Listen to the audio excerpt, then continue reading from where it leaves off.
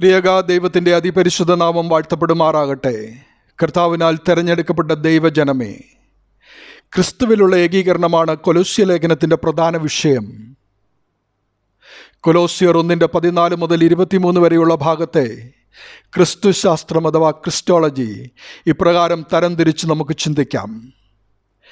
രണ്ടായിട്ട് ഇതിനെ തരംതിരിക്കുമ്പോൾ ആദ്യത്തെ ഭാഗത്ത് ക്രിസ്തുവിലുള്ള നമ്മുടെ വീണ്ടെടുപ്പാണ്. 1-ാമത്തെ അധ്യായം 14-ാം വാക്യം. രണ്ടാമത്തേത് സൃഷ്ടിയുടെ നാഥനായ ക്രിസ്തുവാണ്. ഇതിനെ 1:15 മുതൽ 17 വരെയുള്ള വാക്യങ്ങളിൽ ഇത് കൊടുത്തിരിക്കുന്നു. സൃഷ്ടിയുടെ നാഥനായ ക്രിസ്തു എന്ന രണ്ടാമത്തെ ഭാഗത്തെ നമുക്ക് 7ആയിട്ട് വീണ്ടും തരംതിരിക്കാം. അതിലൊന്നാമത്തേത് അദൃശ്യനായ ദൈവത്തിൻ്റെ പ്രതിമയായ ക്രിസ്തുവാണ്. വളരെ ശ്രദ്ധയോടുകൂടി പഠിക്കേണ്ടതും മനസ്സിലാക്കേണ്ടതുമായ ഭാഗങ്ങളാണിത്. ഇതിൽ രണ്ടാമത്തേത് സർവ്വസൃഷ്ടിക്കും ആദ്യജാതനായ ക്രിസ്തുവാണ്. മൂന്നാമത്തേത് സകലത്തെയും സൃഷ്ടിച്ചവനായ ക്രിസ്തു. നാലാമത്തേത് സകലത്തിനും ആധാരമായ ക്രിസ്തു.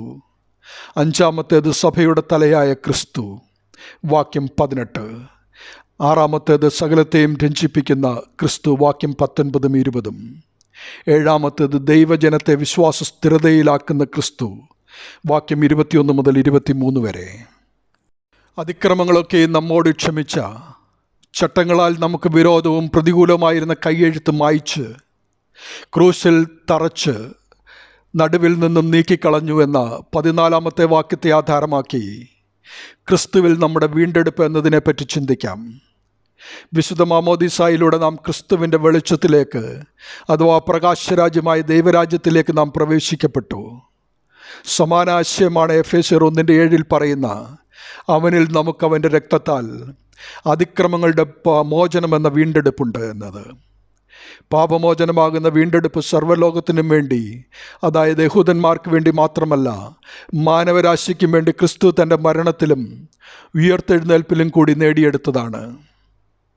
ക്രിസ്തുവിൽ വിശ്വസിച്ച് സ്നാനമേൽക്കുന്ന ഏത് വിശ്വാസിയും ക്രിസ്തുവിൻ്റെ മരണത്തിലും ഉയർപ്പിലും പങ്കാളികളായി തീരുമ്പോൾ ഈ വീണ്ടെടുപ്പ് സഫലമായി തീരുന്നു. അതായത് ക്രിസ്തുവിൻ്റെ മരണത്തിൽ നാം പങ്കാളികളാകുക എന്നാൽ പഴയ മനുഷ്യനെ നാം ഉപേക്ഷിക്കുക എന്നർത്ഥം. ശേഷം ക്രിസ്തുവിൻ്റെ ഉയർപ്പിൽ പങ്കാളികളാകുക എന്നാൽ പാപമില്ലാത്തവനായി പുതിയ സൃഷ്ടിയായി പുതിയ മനുഷ്യനായി അവൻ്റെ രാജ്യത്തിലേക്ക് പ്രവേശിച്ച് അവനോടൊപ്പം വസിക്കുക എന്നർത്ഥം. അപ്പോൾ വീണ്ടെടുപ്പ് സഫലമായി തീരുന്നു. ക്രിസ്തുവിനോടുള്ള ബന്ധത്തിൽ ജീവിക്കുവാൻ മാമോദീസായിൽ നാം പ്രതിജ്ഞയെടുക്കുകയും മരണത്തിൻ്റെയും ഉയർപ്പിൻ്റെയും പ്രതീകമായ മാമോദീസ വെള്ളത്തിൽ മുങ്ങുകയും അതിൽ നിന്ന് പൊങ്ങുകയും ചെയ്യുമ്പോൾ ക്രിസ്തു സൗജന്യമായി നമ്മുടെ ഹൃദയങ്ങളിലേക്ക് പകർന്നു തരുന്ന ദാനമാണ് ആദാമ്യ പാപശിക്ഷയായി മനുഷ്യ സ്വഭാവത്തിന് ചേർക്കപ്പെട്ട മരണത്തിൽ നിന്നും ദ്രവത്തിൽ നിന്നുള്ള വിടുതൽ. പാപമോചനമെന്ന വീണ്ടെടുപ്പാണിത്. പാപമോചനമെന്ന വീണ്ടെടുപ്പ് ക്രിസ്തു തൻ്റെ മരണവും ഉയർപ്പും മൂലം ഒരിക്കലായി മനുഷ്യവർഗത്തിന് നൽകിയതാണ്.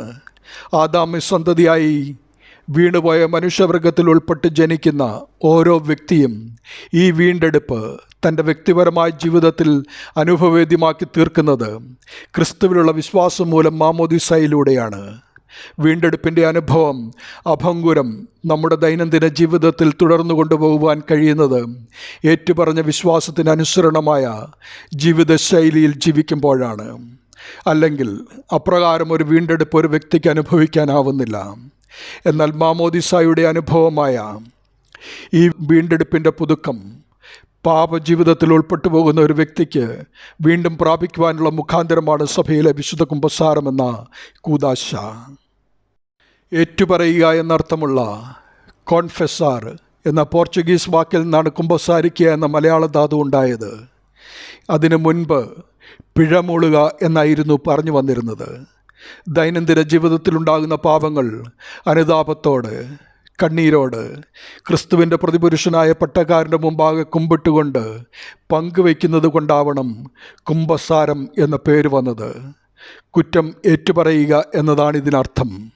അതിന് മൗദ്യോനിസോ എന്ന പദമാണ് സുറിയാനിയിൽ പറയുന്നത്.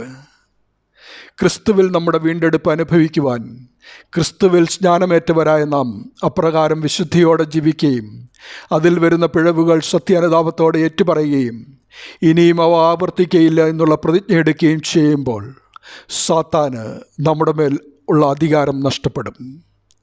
അശുദ്ധമായിരുന്നാൽ നാം സാത്താൻ്റെ അധികാര പരിധിയിലും നിയന്ത്രണത്തിലുമായിരിക്കും. അത് കൃപ ലഭിക്കുവാൻ തടസ്സമാകും. ജീവിതം തിരികെ ജാതികളുടേതുപോലെ ആയിത്തീരും. ജാതികളും ദൈവജനവും തമ്മിലുള്ള ജീവിത വ്യത്യാസം കൃപയുടെ അനുഭവത്തിലാണല്ലോ. ഈ അർത്ഥത്തിൽ സഭാപിതാക്കന്മാർ കുമ്പസാരത്തെ രണ്ടാം മാമോദീസ എന്ന് തന്നെ വിശേഷിപ്പിക്കുന്നു. ദൈവനാമം മഹത്വപ്പെടട്ടെ. ആമീൻ.